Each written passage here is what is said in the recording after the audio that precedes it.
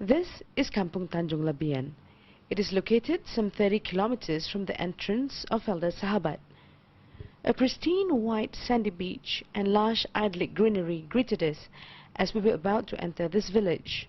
However, what lied ahead of us as we turned right into Kampung Tanjung Batu was a sharp contrast to the view that we had just enjoyed. It seemed like a scene straight out of a movie where the townfolk had just cleared out, after the local sheriff had battled it out with some rogue gunslingers. We had been told by military intelligence sources that this area had been flushed of terrorists twice. This stretch was eerily deserted. Nothing moved except for dried leaves blown by the wind. This village bore witness to the Malaysian security forces' might.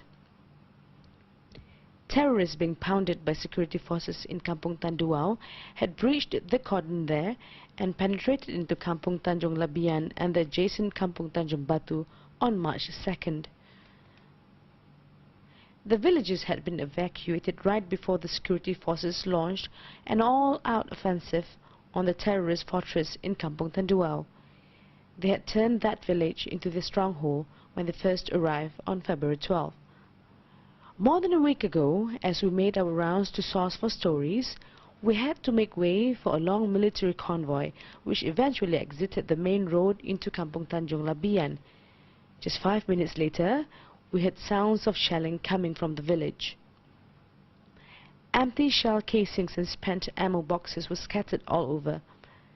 The windows of houses that lined the road we were on, and cars parked on the lawns, had their windows blown out. Where houses once stood were bare foundations and ashen pillars that held up and supported nothing.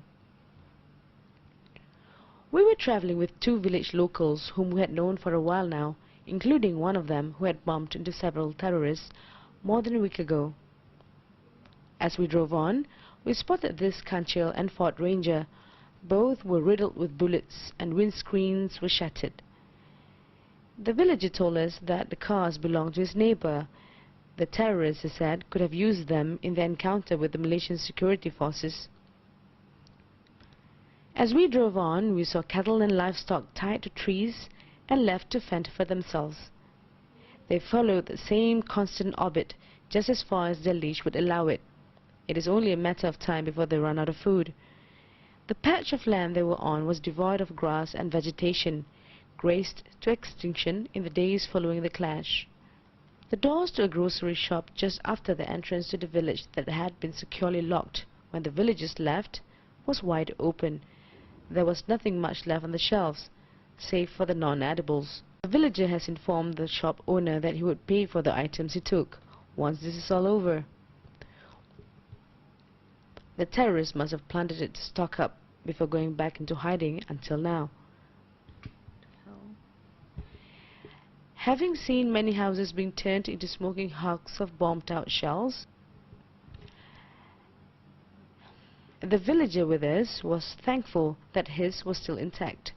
The systematic destruction of homes was part of the terrorist plan.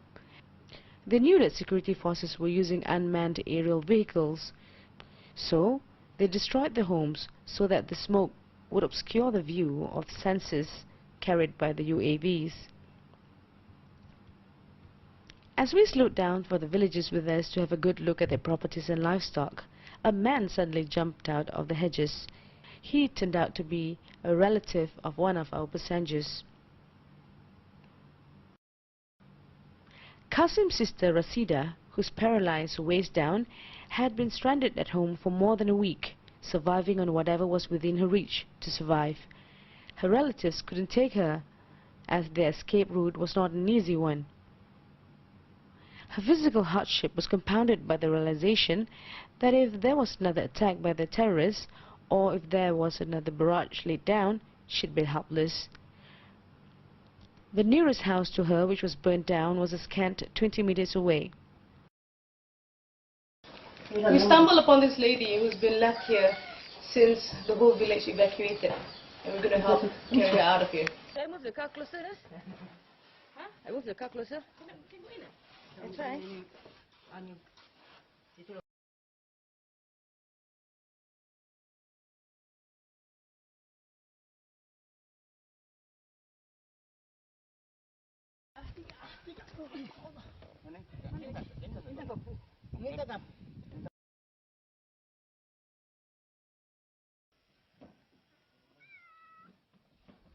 When we brought Rasida to her family's house near the Felda Harapan evacuation center, her family who spotted her in our truck started wailing and came out running. They had given up on her for dead.